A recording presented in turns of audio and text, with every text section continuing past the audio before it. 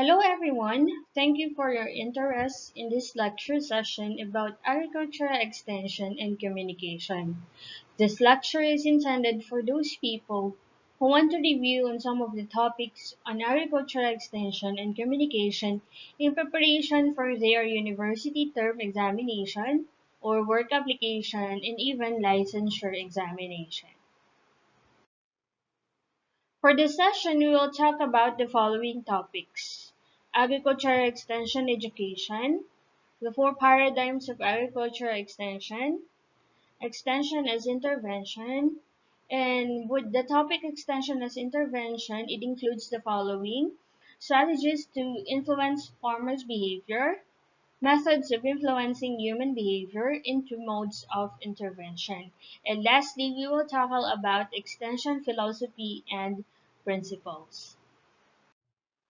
Let us begin our discussion in agricultural extension education.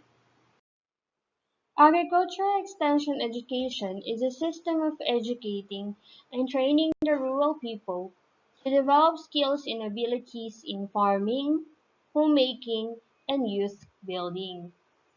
It includes a well-planned program of bringing results of agricultural research and technology to rural families that is to help them solve problems of agricultural production, home, and community living. Meaning, the products of research and technology are the ones being extended to the rural people. This system is a two-way process, and it brings agriculture and homemaking technologies from research agencies and/or universities to rural families in form applicable to their own situations, and in turn presents their problem in farming and homemaking for study of these institutions.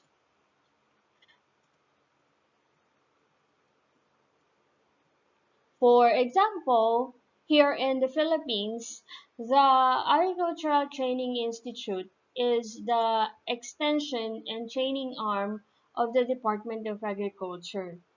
Different universities with agricultural courses are also doing extension projects. Now, agricultural extension is a process of getting useful information from people, teaching farmers management and decision-making skills as new technology inevitably places more demand on those ability, and helping rural people develop leadership and organizational ability so that they can better organize, operate, and or participate in cooperatives, credit unions, and other services to participate actively in making their local community conducively livable. Now, let's practice answering this question. Which of the following is not true about agricultural extension education? Letter A, it is a system of educating and training the rural people to develop skills and abilities in farming, homemaking, and youth building. Letter B is a well-planned program of bringing results of agricultural research and technology to rural families to help them solve problems of agricultural production, home and community living. Letter C is a one-way process of that brings agriculture and homemaking technologies from research agencies and/or universities to rural families in form applicable to their own situations, and in turn presents their problems in farming and homemaking for study of these institutions. And letter D is a process of getting useful information from people. Now, the answer for this question is letter is a one-way process that brings agriculture and homemaking technologies from research agencies, etc., etc. Why is this the answer? Because agricultural extension education is a two-way process, not one-way process. Now let's move to the discussion of four paradigms of agricultural extension. For you to remember it easily, you can use the acronym FANT or FANT for the four paradigms. F stands for Facilitation Extension. This paradigm has evolved over time from participatory extension methods used 20 to 30 years ago and now focuses on getting farmers with common interests to work more closely together to achieve both individual and common objectives. This paradigm involves methods such as experimental learning and farmer-to-farmer exchanges. Knowledge is gained through interactive processes, and the participants are encouraged to make their own decisions. The best known examples in Asia are projects that use Farmer Field School or FFS or Participatory Technology Development or PTD. Now, for the next paradigm is the A. A stands for advisory services. This paradigm can be seen today where government organizations or private consulting companies respond to farmers' inquiries with technical prescriptions. It also takes the form of projects managed by donor agencies and non-government organizations. Those participatory approaches to promote predetermined packages of technology. In most cases, farmers are advised to use a specific practice or technology to solve an identified problem or production constraint. Public extension organizations should have validated information available from research about the effectiveness of the different inputs or methods in solving specific problems so that the anchoring farmers receive objective and validated information. F stands for non-formal education. This approach continues to be used in most extension systems, but the focus is shifting more toward training farmers how to utilize specific management skills and/or technical knowledge to increase their production efficiency or to utilize specific management practices such as integrated pest management as taught through the farmers' field school. Next, we have T for technology transfer. This extension paradigm was prevalent during colonial times and re-emerged with intensity during the 1970s and 1980s when the training and visit system was established in many Asian and sub-Saharan countries. This top-down model primarily delivers a specific recommendation from research, especially for the staple food crops to all types of farmers. The primary goal of this extension model is to increase food production, which helps reduce food costs. Now let's practice answering this question. Which of the following describes extension as a non-formal education? Letter A.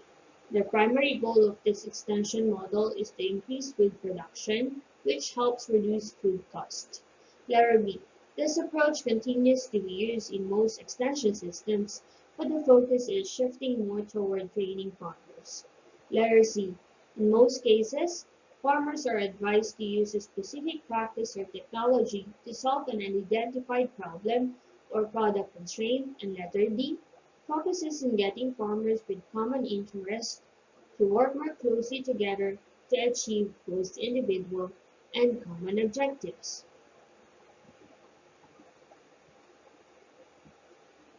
And the answer is letter B.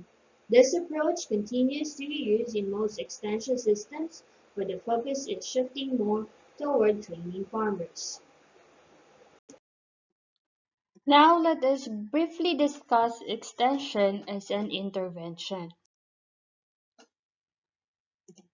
According to Rowling, extension is a professional communication intervention deployed by an institution to induce change in voluntary behavior with a presumed public or collective utility, which define intervention as a systematic effort to strategically apply resources to manipulate seemingly causal elements in an ongoing social process so as to permanently reorient that process in directions deemed desirable by the intervening part.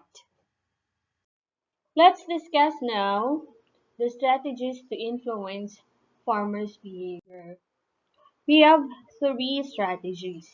The first strategy involves working to get the farmer in a situation considered desirable by the extension agent or organization.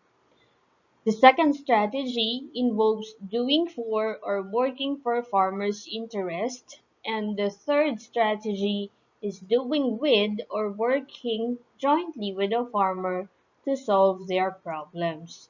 The first strategy is called the development and influence strategy.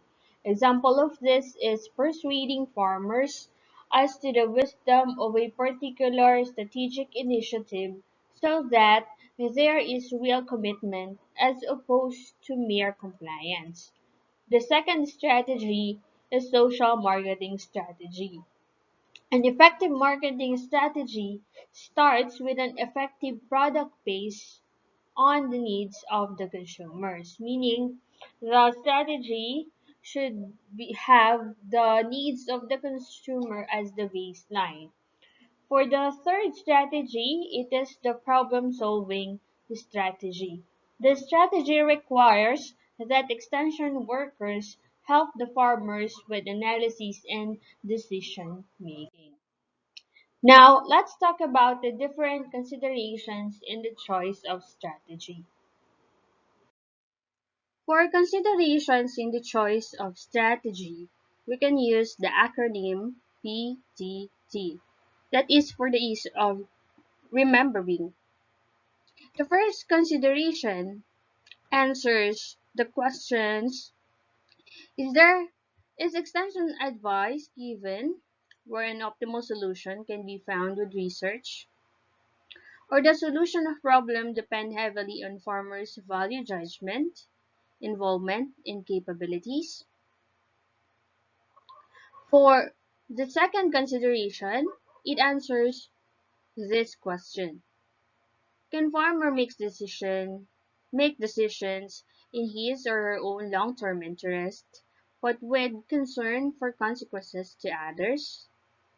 And the last, but not the least, consideration answers this question: should extension organization only promote changes which benefit society as a whole, or should it help individual farmers make decisions which serve their own interest?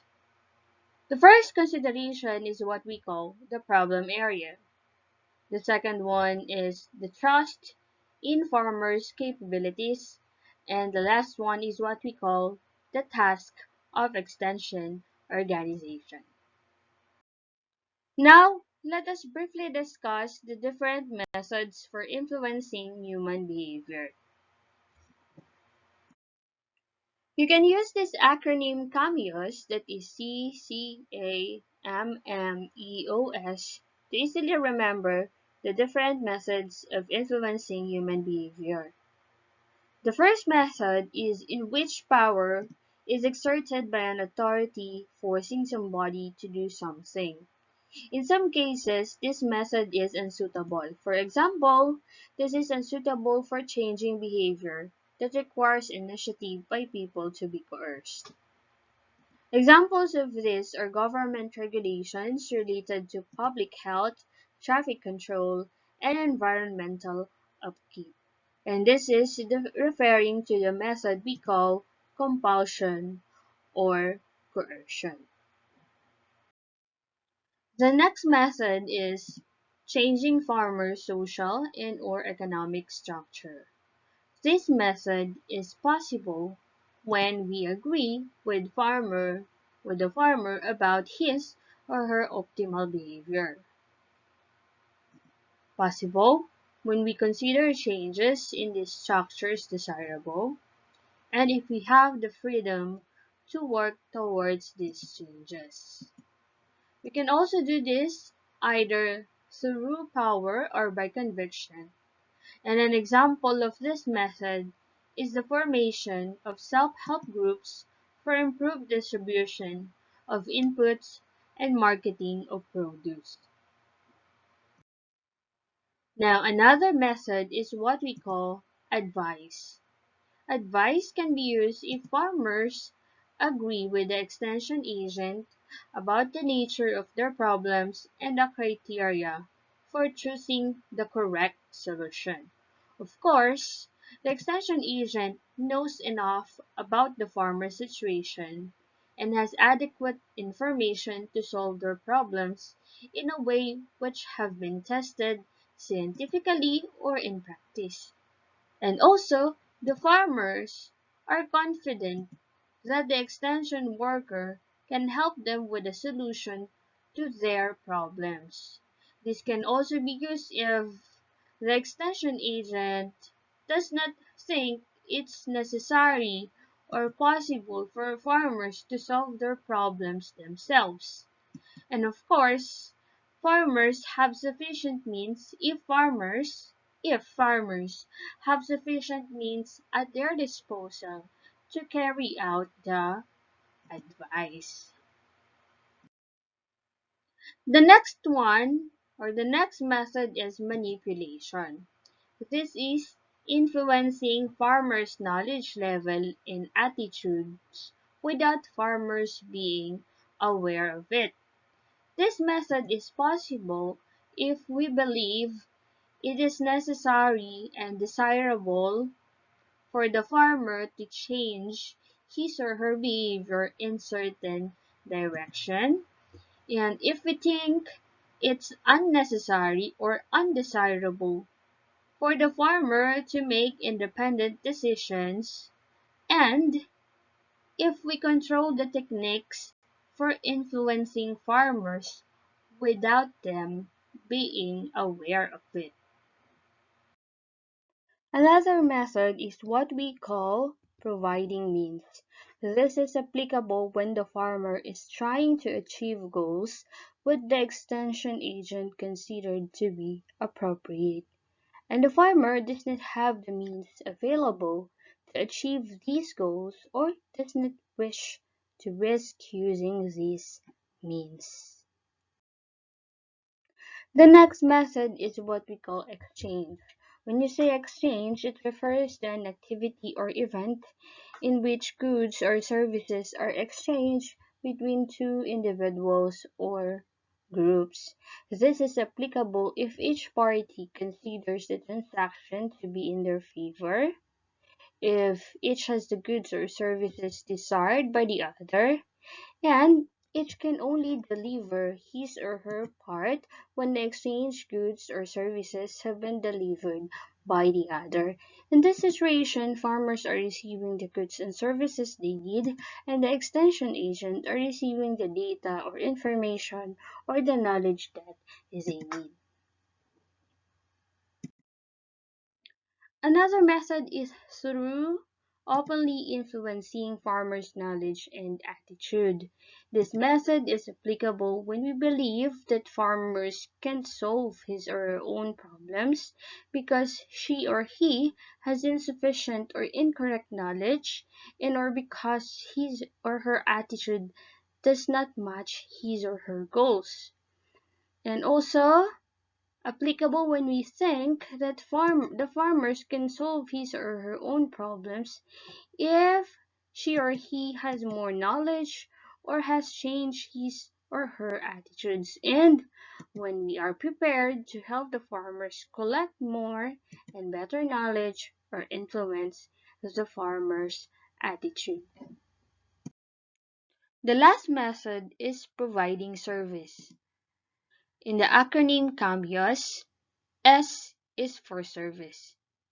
This method may involve taking over certain tasks from the farmers, and this is possible when we have the knowledge and our means available to perform the task better or economically than the farmers, and when the farmers trust our expertise and motives, and they are prepared to cooperate with us in changing their knowledge and or attitudes.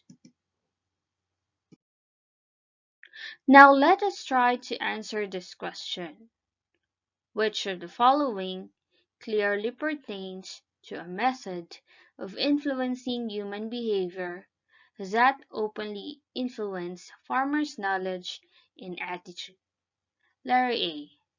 Extension worker is involved in taking over certain tasks from the farmers. Letter B. Extension worker helps the farmers collect more and better knowledge or influence the farmers' attitudes. Letter C.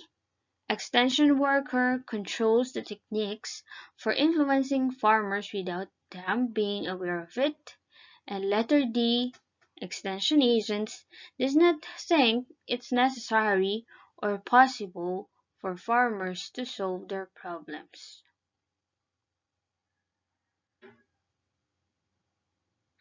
Now the answer is letter B. Extension worker helps the farmer collect more and better knowledge or influence the farmer's attitude. Now let's go and talk about the two modes of intervention. The two modes of intervention are extractive and enabling. What are their differences? In terms of the outsider's role in the diagnosis, when you say outsider, it refers to the extension worker. The extension worker is the one responsible to obtain and analyze data in extractive. On the other hand, in enabling, the extension worker is responsible for facilitating the farmer's own analysis. The extension worker helps the farmers to arrive with the correct analysis of the data or the situation they have. In terms of technology, in extractive, the extension worker is the one who prescribes and transfers the technology, while in enabling, the extension worker is the one to search and supply the technology needed by the farmers. Moreover, in extractive, farmers are passive. They provide the data, adapt, and just follow what they are told to do. While in enabling, the farmers are active. As much as possible, they participate in the decision-making process. The farmers are the ones who observe, analyze, demand, test, and experiment on their own. Now let's try to answer this question. Which of the following is not a characteristic of extractive mode of intervention? Letter A. Outsiders' roles in diagnosis is to obtain and analyze data. Letter B. Outsiders' role with technology is to prescribe and transfer. Letter C. Farmers are active. Letter D. Farmers provide data, adopt, and follow instructions.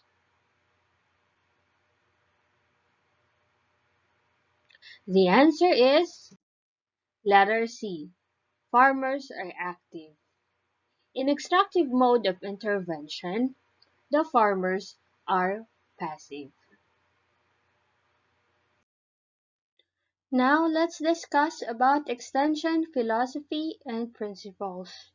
We'll talk about what is philosophy, why a philosophy of extension is needed, and lastly, the different extension principles. Philosophy is a body of principles underlying a given branch of learning or major discipline, a religious system, a human activity, or the like. It is a view of life, what ought to be, and its components of what is and how to bridge the gap between what is and what ought to be. And it is a guide to a person's action. Philosophy of extension includes the set of beliefs and principles that serves as basis for making decisions and judgments in the field of extension. For example, we believe that extension is about development, the realization of potentials of people so that they become productive. That extension is about positive change. That it is a process. That it is about education, meaning you teach man how to fish instead of giving him a fish. Why a philosophy of extension is needed? Because it establishes parameters of our field. It can help us judge whether our programs, values, or educational approach is or is not an extension practice. It also articulates the rationale for analysis, diagnosis, decision-making, and action. It tells us why we do what we do. For example, why we direct resources into the given programs, how we establish priorities, and the likes. It makes us aware of our values. Thus, it promotes ongoing self-examination and evaluation.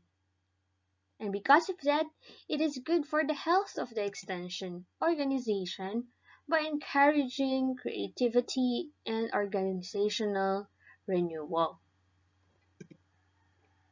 And it tells the extensionist how to define the world. For example, it could be, is it controlled by human will? Is the future absolutely defined for us? And is progress a real possibility? So these are the reasons why a philosophy of extension is needed. And another one, it describes the nature of knowledge and whether we believe it is acquired or transmitted. Now, let's talk about the structures of philosophy. Philosophy is linked with the following: beliefs, ethics, and values. Let us define which is which. Beliefs refer to one's mental convictions, view of the world, or acceptance of something true or actual, while ethics include the basic principles of right actions or conduct as defined by profession, society, and nation, also referred to as the ideal conduct. And for the values, on the other hand, values are something regarded as desirable, worthy, or right. The intensity or degree of valuing something may change in time. Now let's move on to our last topic, the different extension principles. You can use the acronym CWATCW to easily remember the different extension principles. CWATCW or CWATCW. The first C stands for communication and education. This is where the extension agent's role is a communicator and an educator. As a communicator, he or she passes on useful information or technology to people who need them. And as an educator, the extension agent helps rural people acquire the knowledge, skills, and attitudes that will help them effectively utilize the information or technology. Now, the first W means works with the rural people. This means that for impact and sustainability, work with, not for the people, meaning that people must participate and make decisions that will benefit them.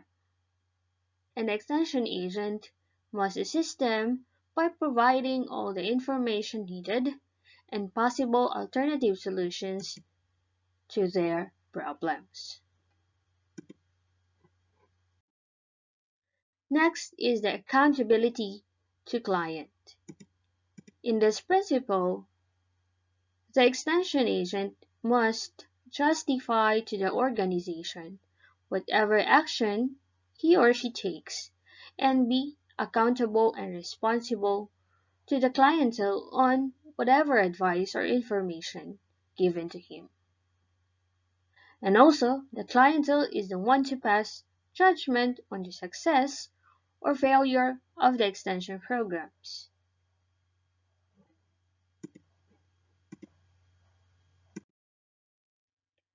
And the next principle is the two-way process linkage.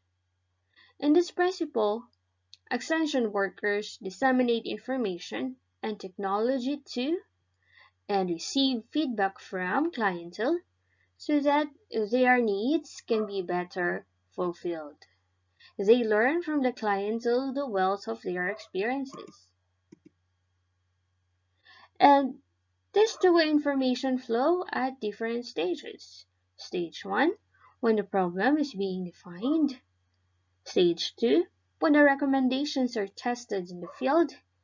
And the last stage is when the farmers put recommendations into practice. Another principle is cooperate with other agencies. Extension is only one aspect of many economic, social, cultural, and political activities that hope to produce change for the betterment of rural masses. Therefore, Extension should cooperate and collaborate with both government organizations and non-government organizations to accomplish the above-mentioned activities. Extension can't be effective on its own, as its activities must be interdependent on other related activities. Now, the different kinds of organizations with which extension services should cooperate are the following: political institutions, support organizations, health services, local schools, and community development. Now, the last principle of extension is work with different target groups. The extension clientele is made up of various target groups with different needs, social status, cultural, and economic background. Therefore, extension cannot offer a package of technology for all its clientele due to this heterogeneity. Therefore, there must be targeting of extension, meaning different programs and technology packages for different target groups. That's all for now, and I hope you learned something from this lecture. Thank you very much for listening.